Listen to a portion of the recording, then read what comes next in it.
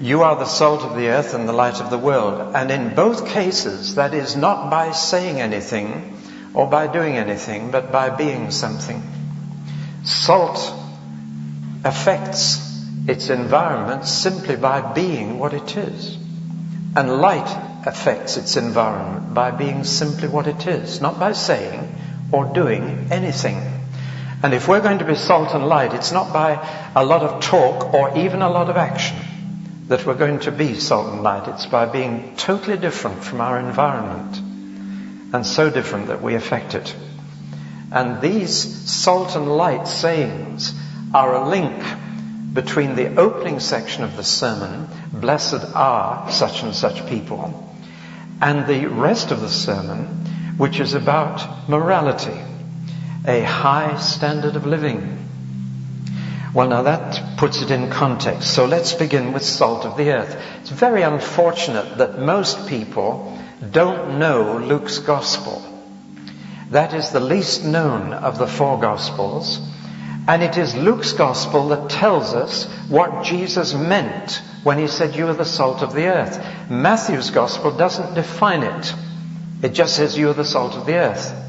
And that allows the preacher preaching from Matthew by itself to put any meaning he likes into it. And unfortunately, what we do is we put our own experience of salt into the meaning.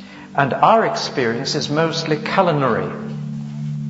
And almost every sermon I've heard on You Are the Salt of the Earth talks about flavouring or preservative, that somehow a little sprinkling of Christians makes the atmosphere sweeter. What then is salt for? And in Luke's gospel, Jesus defines what he means. He says, if the salt loses its saltness, it is no good either for the field or the dunghill. And this tells you what salt was used for in the ancient world. It was scraped up from the shores of the Dead Sea. But Jesus is thinking about its use as a fertilizer. He said, on the soil. And the word soil there is exactly the same as the word earth in Matthew. The salt of the earth, the salt of the soil, the fertilizer that you put on the soil to make good things grow. And then he mentioned the dunghill. That was a reference. The word there is a word for not animal manure, but human manure. He's now into the backyard. They didn't have any flush toilets or L-sands in those days. They simply had a heap of dirt at the bottom of the yard. You went and emptied your bowels at the bottom of the yard, and then by the side of the dirt was a box full of salt from the Dead Sea. And you put a handful of that on your dirt. And that, in fact, was a disinfectant, a very simple disinfectant to stop the spread of things you didn't want to grow. Now, those two put together give you a negative and a positive influence of salt, that it promoted the growth of good things that you wanted to grow, and it inhibited the spread of bad things that you didn't want to grow. It is a vivid picture. And Christians are to be the salt of the soil. And it's interesting that our word soil again corresponds to both sewage and the ground in which we grow our vegetables and fruit and flowers. So that here you've got a very clear, vivid picture. Jesus was always using very familiar pictures from ordinary life and using them to illustrate profound truth. You are the salt of the soil. You are the people who will stop bad things growing and spreading, and who will promote the growth of good things that are wanted there. Now that's a vivid picture. And you are that salt, not by saying anything and not by doing anything, but by being totally different from the environment. But as a fertilizer or a disinfectant, you need a considerable amount before the effect shows. You need handfuls in both cases. A little sprinkling on the soil will not do a thing. And therefore, the very concept of being salt in society demands a certain proportion of that society being Christian, being different, being salt. That in fact, when in any community or society there is 5% salt, the social trends reverse for the better.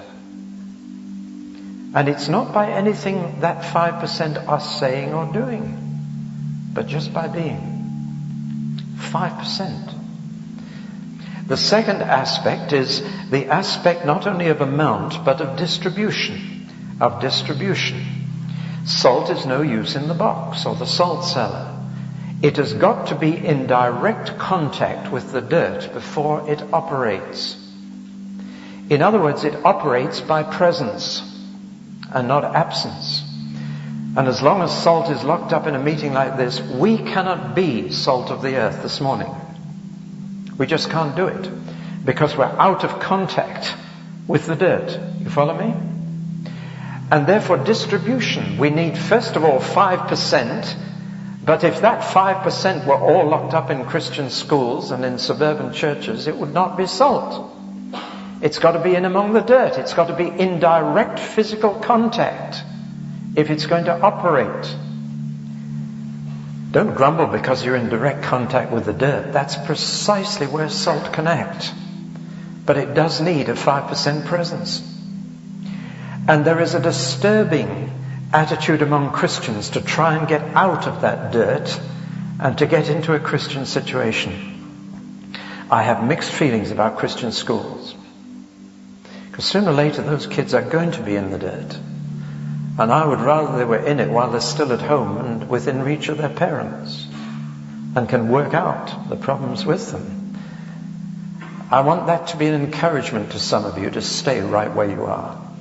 Or to put it in Bible terms, to remain in the vocation in which you were called. Because God called you right there. Because you wanted some salt right there. Better to pray that more Christians will join you in that situation until you get the 5% than run away and join a Christian outfit. Distribution of salt is very, very important. And the more we shrink back into Christian ghettos, the less that salt can operate. It can only operate in direct contact with the dirt. The third aspect of salt, and perhaps the most important for us, is the aspect of quality. You see, salt is needed in a certain amount in any given situation. It is also needed to be in direct physical contact with the situation it's going to influence. But thirdly, it must be salty. And Jesus talked about salt losing its savor.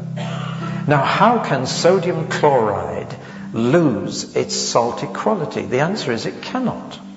It is a physical impossibility. And yet, it must have happened in Jesus' day for him to be able to talk about it. He said, if the salt has lost its savor, it's no good for anything, and men throw it in the street, which is where they threw all their rubbish, and it was trodden underfoot, trodden into the dirt. That's what happens, or did happen, to dirt in the Middle East, or to rubbish. Now, how could salt lose its savor? A very simple way. Not by ceasing to be sodium chloride, but by being adulterated with other substances. And a clever salt dealer would scrape up plenty of sand with the salt from the Dead Sea shores. And so a lot of it was not salt at all. That's the only way in which salt can lose its saltness, by having too much other stuff mixed in with it. And so it loses its quality. And any housewife who bought adulterated salt that was half sand would throw it out of the door into the street. And men would walk it back into the dirt from which it came. Now, the lesson of that is pretty obvious. Christians will only influence the world if they're different from it. Somebody said of the church, the lifeboat should be in the sea, but when the sea gets in the lifeboat, you're in trouble. And in fact, our real situation in England is not just that we don't have enough salt, but that the salt we do have is losing its saltness very, very rapidly by being adulterated, by having too much of the humanist, secularist society around us getting right in among Christians, because we're not willing to wear a tie when everybody else is not. You see what I mean? Because the pressure is enormous to conform. Well, now, it therefore can lose its savor. And Jesus said, if it does, all it will do will produce contempt in men. They will treat it with disgust.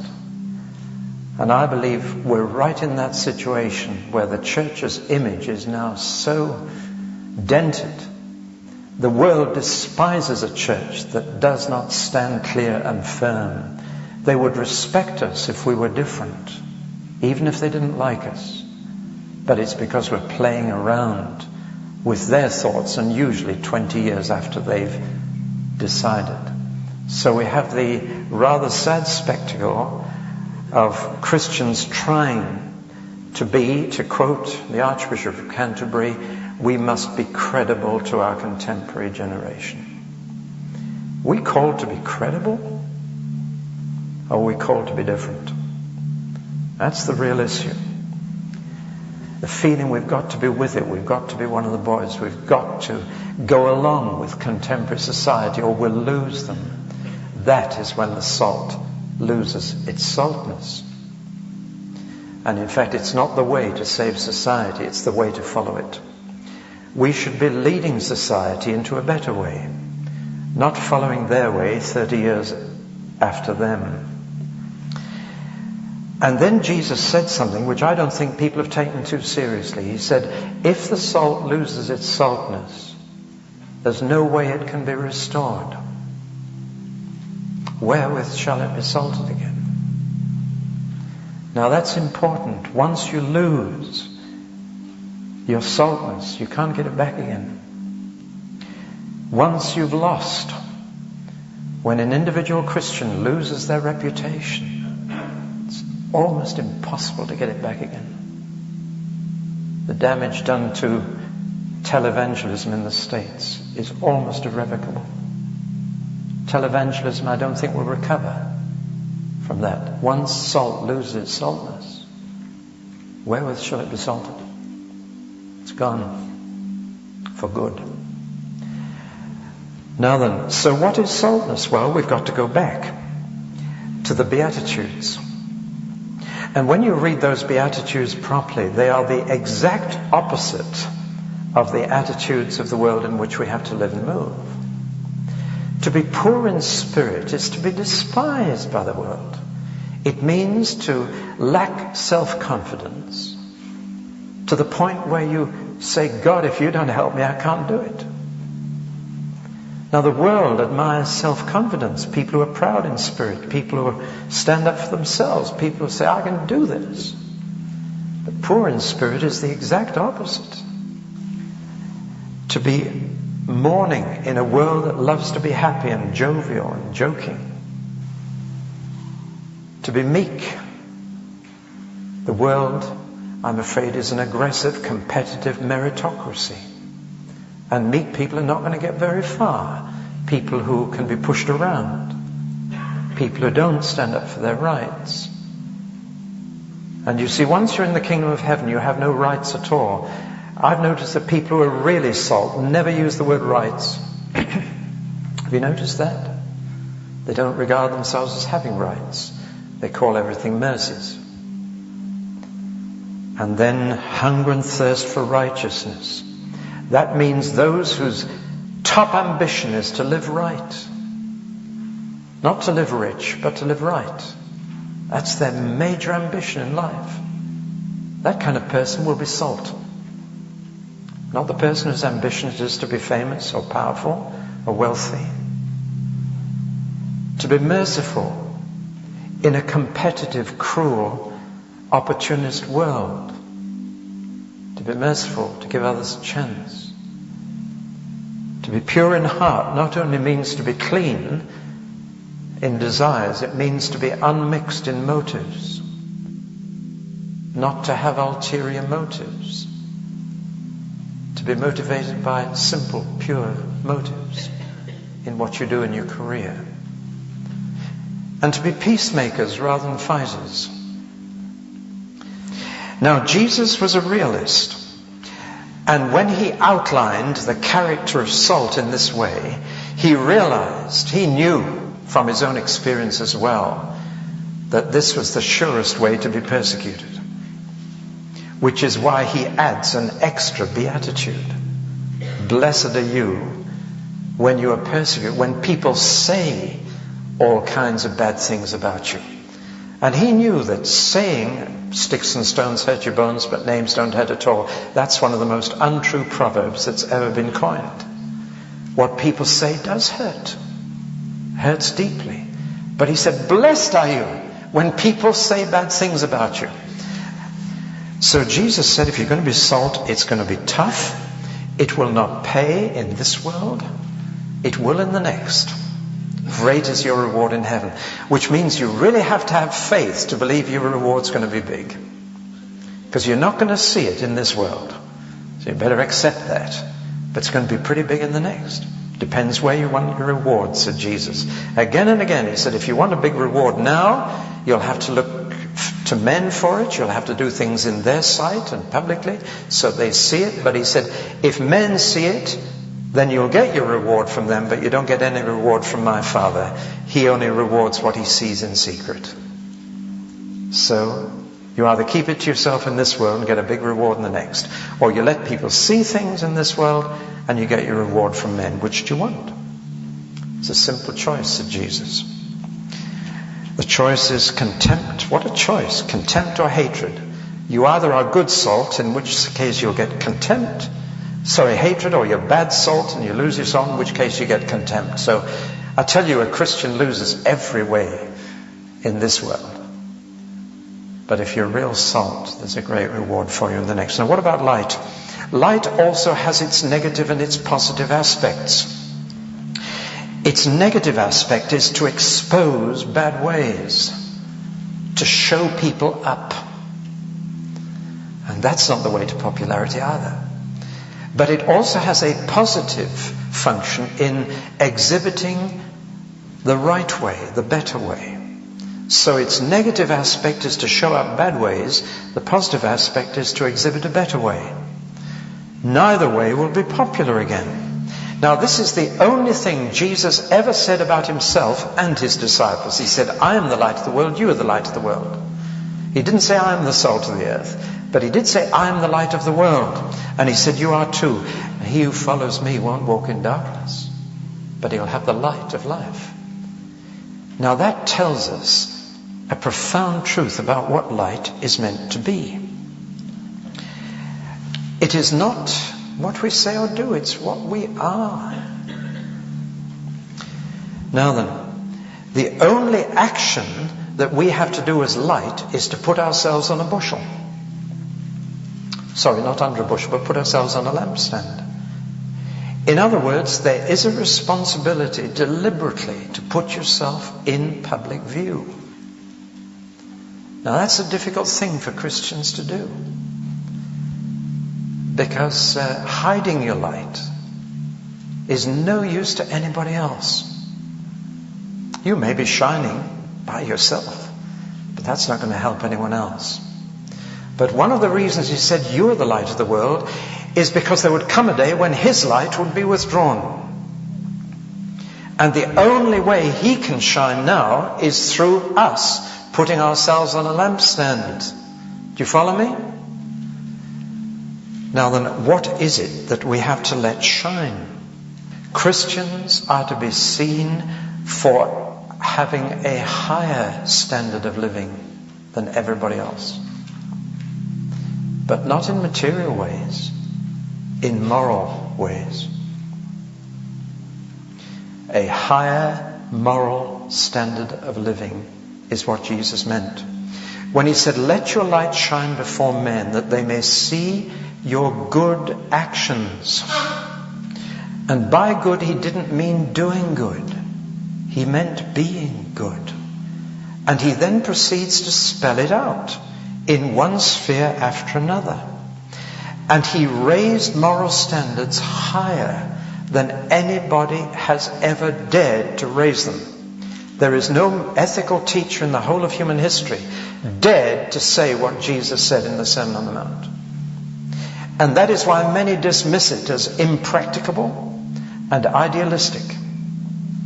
And they say it's impossible for anyone to live like that. And it is. It is not natural for anyone to live like this. It is supernatural. Which is why Jesus said, let them see how you live and glorify your Father in heaven. They will say that's not natural. What the church in our country is doing today is lowering the standards to meet the people. Now that's not going to be light or salt. That the church is at the moment lowering the standards to meet the people, to our contemporaries. That means the light can go out. And Jesus was quite clear that being light is going to be terribly unpopular. Because he went on to say, I'm the light of the world. He went on to say, and because I am, you hate me and you want to kill me. And he knew perfectly well that being light is a very costly thing. And standing for what you know to be right and true will be painful and profoundly unpopular. And yet that is what it is to be light in the world of darkness. And that it's going to cost an increasing price. There's a world without salt and a world without light. Therefore, it is a world of dirt and disease and darkness. That's the world in which we live. And we don't belong here. We are strangers passing through. We are aliens. We are misfits. Socially, we misfit. And I'm afraid it's not nice being the odd one out in a group, is it? The pressure of what other people say and think is so enormous that if you're not soaked in this book and living in the Spirit, that pressure gets too much. Now, the question comes then, in this world in which we are aliens and strangers, we no longer belong. That's our problem. Is this situation going to get better or worse? And I have noticed that the church, under real pressure from outside, grows. Satan has never been able to destroy the church from the outside. He knows the only way is to destroy it from the inside. And he's pretty good at that. And he does it by corrupting our beliefs and through that corrupting our behavior so that our standards lower to meet the people instead of using the grace of God to lift the people to meet the standards. To be that kind of salt and light is supernatural. It is just unnatural. But there's a little word crept in to so many expositions of the Sermon on the Mount today, which is the most damaging word, I believe. It's the word ideal. That this presents God's ideal for us. Now, Jesus never used that word. Ideal has about it a kind of unrealistic ring, as if that would be ideal in an ideal world. But we got to live with reality, and the real world isn't like that. Have you heard this kind of talk? This was the talk in the debate in the synod about homosexuality. And the motion before the House, which clearly stated homosexuality as a sin, was changed. And the change was that chastity and heterosexuality is God's ideal, which has the subtle implication, but in a real world you just can't live that way. And you've got to lower the standard for a real world. The Sermon on the Mount is not Jesus' ideal. It is his standard for living in a dark, diseased, dirty world. Now, of course, it's unnatural. Of course, nobody can live like that except by supernatural power and grace. And Jesus didn't tease us like a carrot in front of the donkey. He was holding before us the lifestyle of the kingdom here in this world. And he made it very clear that if you live like that, you can expect trouble. We are rapidly going back to the first 3 centuries of the church. We are going to have to learn from them how to cope with a world that is pagan all around us and that is rapidly losing all Christian character. You follow me? And yet during those first 300 years the church grew and it spread rapidly. But the cost was very much greater. Our task was much easier when the church was opposed. Now the materialism of the West is wrecking our young people. That's what they're saying. And if you go to China today, you find the same thing. The church is growing, not just in quantity but in quality. And persecution has always strengthened the church and made it strong. Because there's no sitting on the fence, there's no compromise. You're either right in, you're right out. If there's one promise that Jesus made, or prediction, he said that before the end comes, you will be hated by all nations. All, not some. Well, let's take the predictions of the Bible. And overall, taking the situation globally and biblically, then the Bible predicts that the situation is going to get worse, not better. That it's going to get tougher for salt and light, not easier. And that as the kingdom of God gets strong, and the promise is that it will get stronger toward the end of history, so the kingdom of Satan is also getting stronger. See, when Jesus said you will be hated by all nations, he then went on to say the next thing will happen is that nominal Christians will leave and the love of many will grow cold. And of course, when the pressure's on, when you're hated for being a Christian, you can't be a nominal one. You can't be a compromiser. You're finished. But real Christians come out. And then the very next sentence says, is this, and the gospel will be preached to all the nations. In other words, there's a threefold step here.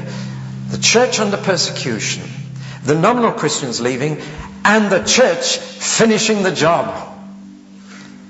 See, the pressure purifies the church and equips it to get on with the evangelism.